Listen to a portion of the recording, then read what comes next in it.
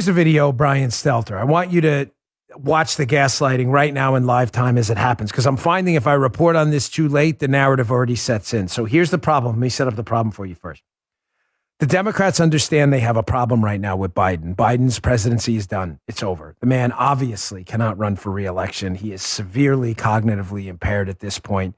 Everything's collapsing. Inflation, the economy, the border, his coronavirus plan, everything's collapsing at once.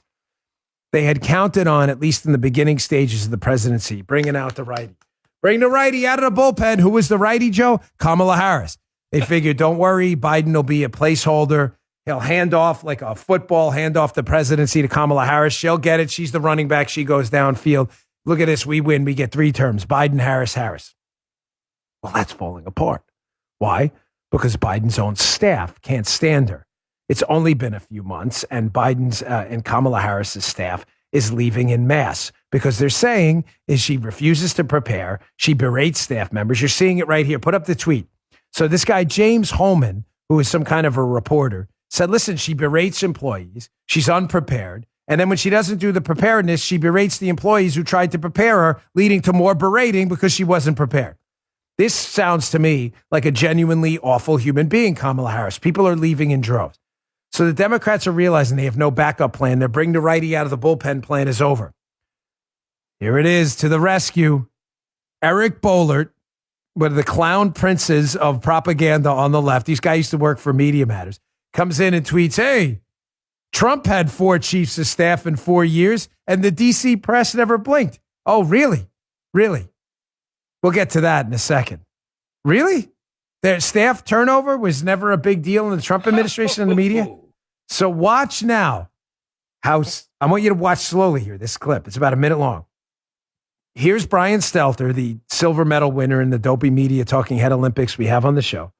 Here's Brian Stelter running in to try to rescue Kamala Harris, to make a story about Harris's failures and Biden's failures, really about Donald Trump, and trying to get the media away. Watch how he tries to nudge the media away from talking about Kamala Harris's grotesque failures. Check this out. The White House on offense this weekend, sharply criticizing some major news outlets.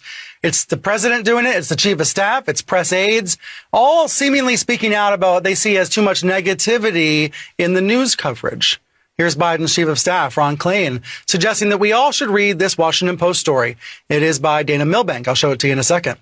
Here's another Biden aide. Here's Rapid Response Director Mike Gwynn calling out reporters for not asking more about the jobs report on Friday, instead asking about Biden's cold. Of course, both are important, one more important than the other. I mentioned Dana Milbank. Here's his column for the Post this weekend, getting lots of buzz from liberals on Twitter. He says journalists are contributing to the murder of democracy. And he says he has data gathered by an artificial intelligence machine to show that the press has turned more negative against Biden than the press was against Trump at this time in Trump's first year. What do you think about that? Is that possible? Does it ring true to you? I think it rings true to my next guest. Let's bring him in. Eric Boehlert, he runs the Press Run blog, and he's here with me. Eric Boehlert. Eric, you see how it works? Do you catch it? Well, folks, come on. Guys, you catch the scam? Dude. So you get some guy who's a lunatic, like a fringe left-wing moonbat nut job like Eric Boehlert, who is a nothing but a propagandist. The guy has zero attachment to facts or reality at all. His only mission is to lie to you to protect this socialist cause these guys believe in. That's his only mission. The guy's not attached any way to reality. He tweets out a ridiculosity about the Trump administration was treated much worse. Why is he doing that when it came to staff turnover? He's doing it to scare off the media from covering Harris stories who don't want to be criticized by left-wing moonbats like Eric Boehlert. In other words, you better not cover Harris's staff failures. We'll say that you were nicer to Trump. Problem is they weren't nicer to Trump. Here's the evidence right in front of you. It's a Washington Post headline. The high-profile departures from a turbulent Trump administration. Here's one from CNN. Bannon, Priebus, Spicer, and the Mooch. A year in West Wing staff turnover. Trump was berated by the media for staff turnover. You're just making it up. But why does it happen? It happens because it's a bat signal.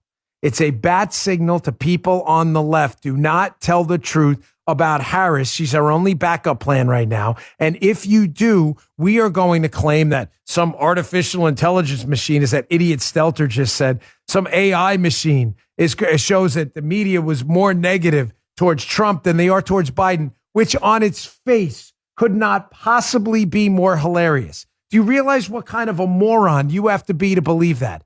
Again, imagine waking up every day having to be a liberal, living in a fantasy land that doesn't exist and having convinced yourself this is real. Remember the components of gaslighting. Lie. Trump was treated worse by the media. Lie often. You're seeing it right there, how Stelter naturally parrots this left-wing moonbat nut. Lie often, lie confidently. You see how Stelter's on the show? He's so proud. Oh, AI said it, Joe. AI said Trump was treated worse. Artificial intelligence. And then 4, isolate people from the truth. Never tell people on CNN the truth that it's clear as day Kamala Harris is a failure. There's no backup plan. The administration's dying, and there's no righty coming out of the bullpen to save you. None.